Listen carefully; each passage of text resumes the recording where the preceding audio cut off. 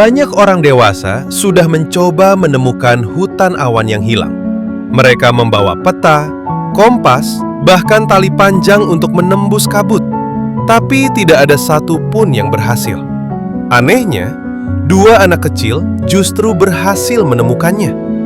Di sebuah desa kecil bernama Arunika, hiduplah seorang anak laki-laki bernama Raka.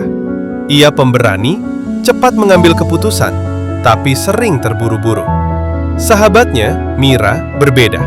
Ia tenang, suka berpikir, dan selalu memperhatikan hal-hal kecil yang sering diabaikan orang lain. Di desa itu berdiri sebuah gunung tinggi yang hampir selalu diselimuti kabut. Di balik kabut itulah, menurut cerita kakek Bayu, tersembunyi sebuah tempat ajaib, hutan awan yang hilang. "Kenapa disebut hilang?" tanya Raka suatu sore. Kakek Bayu tersenyum tipis. Karena hutan itu tidak bisa ditemukan oleh orang yang hatinya terlalu penuh. Penuh keserakahan, penuh kesombongan, atau penuh amarah. Raka langsung berdiri. "Kalau begitu kita harus ke sana. Siapa tahu ada sesuatu yang luar biasa." Mira menatapnya ragu. "Bagaimana kalau yang luar biasa itu bukan harta?" Keesokan paginya, mereka mendaki gunung.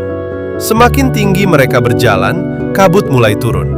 Udara menjadi dingin, jalan setapak menjadi licin. Di tengah perjalanan, mereka mendengar suara kecil. Seekor burung kecil terjebak di semak berduri. Raka menghela napas. "Kita bisa terlambat kalau berhenti." Mira berlutut. "Kalau kita tidak menolongnya, untuk apa kita mencari hutan ajaib?" Raka terdiam. Akhirnya, mereka bersama-sama membebaskan burung itu. Tangan mereka sedikit terluka, tapi burung itu terbang bebas, mengitari mereka seolah mengucapkan terima kasih. Mereka melanjutkan perjalanan. Kabut semakin tebal. Langkah mereka melambat. Tak lama kemudian, mereka tersesat. Raka mulai panik. "Ini karena kita berhenti terlalu lama." Mira menatapnya. "Atau mungkin karena kita tidak berjalan bersama." Angin bertiup pelan. Kabut bergerak seperti hidup. Untuk pertama kalinya, Raka merasa takut. Bukan karena kabut, tapi karena ia sadar, selama ini ia ingin menjadi yang paling cepat, bukan yang paling benar. Ia menunduk. "Maaf, aku terlalu ingin membuktikan diri." Mira tersenyum kecil. Perjalanan bukan tentang siapa yang paling duluan sampai. Mereka memutuskan untuk berjalan perlahan, bersama. Tiba-tiba, burung kecil tadi muncul kembali. Ia terbang ke arah sebuah batu besar yang tertutup lumut. Saat mereka mendekat, kabut perlahan terbelah. Dan di baliknya, sebuah hutan yang sangat indah terbentang. Pepohonannya tinggi dan berkilau terkena cahaya matahari. Daunnya dipenuhi embun seperti kristal.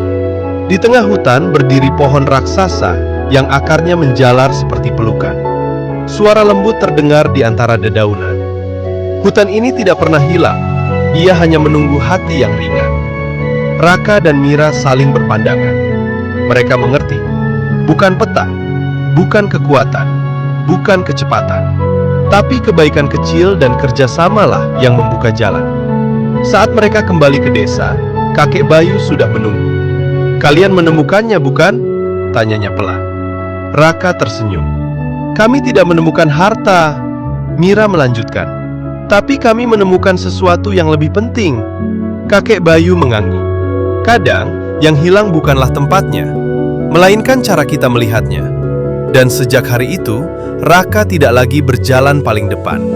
Ia berjalan di samping,